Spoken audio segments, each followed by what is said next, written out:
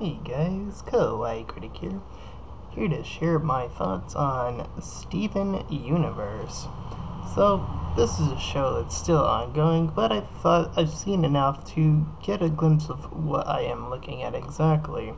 And I've seen a comparison or so to Dragon Ball Z, and I can say fairly that, yeah, that's true to a sense, or a part of Dragon Ball Z, the fusion aspect of it. That being one of the highlights of the show, of when the gems combined, they create a new fusion and are able to have a new personality, a mixed personality, or quite generally a different personality. So of course we follow Steven, we follow the Guardian Gems, and along the way they meet bad gems and bad gems that turn good, and so on and so forth.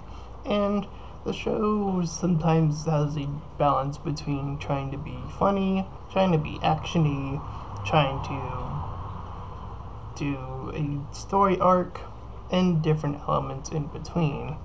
And for the most part, I find myself enjoying the show, but from time to time, it can get a bit slow, but I guess that is the drawback of trying to be like something of the nature of Dragon Ball Z. Now, to be fair, Dragon Ball Z isn't the only thing that I've heard come up, and it's not the only thing I would actually compare this to. Another show that I would like to compare this to is actually Digimon Season 2, where they focused on exactly the same thing, Digimon Fusion. Except the difference there is that the fusions back then were extremely more limiting, but they were rewarding nonetheless. But of course that came back in, well, Digimon Fusion, which, to be fair, came out a bit before Steven Universe, so the inspirations could also come from Digimon, and Digimon Fusion does have a more variety of potential fusions, so that's actually what I feel that Steven Universe represents a bit closer to as far as when it comes to the fusion aspect. The opportunities, the diversity, all that good stuff. I like the characters, and that's probably the show's biggest highlight, is the characters. They're flawed, they're funny, they can be serious, and everything in between. And that's what really makes this show powerful and it has me coming back for more.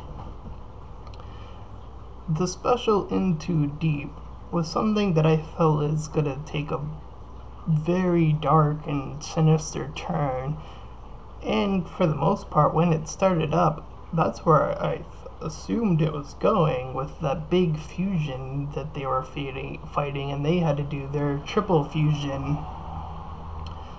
Garnet, Amethyst, and Pearl, that being the trio, of course, and combining into their fusion. I don't remember the name of that fusion in particular, but that's what they had to do, and they fended that off, and the show kind of took a turn when it started to focus more on the newer fusion buddies, Peridot, and the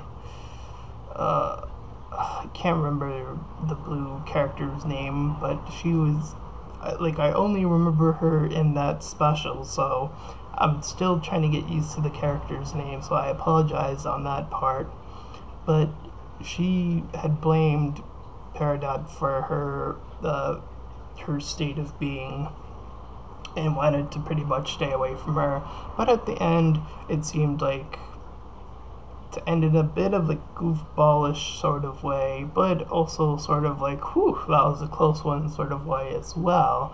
So again, that mixed bag, that mixed sort of vibe of the ending was a bit weird to say the least, but to say that that would be the end of Steven Universe is way off in my opinion, and I can't wait to see more of Steven Universe if it returns and if it's gonna be known when it will return. I think I saw something just when I was about to start recording this, so I'll probably check that out after. But with that being said, the show overall is a powerful show, and it's definitely one of the highlights for Cartoon Network right now, especially right now. And I might do a video on that if people want me to, or if anyone wants me to.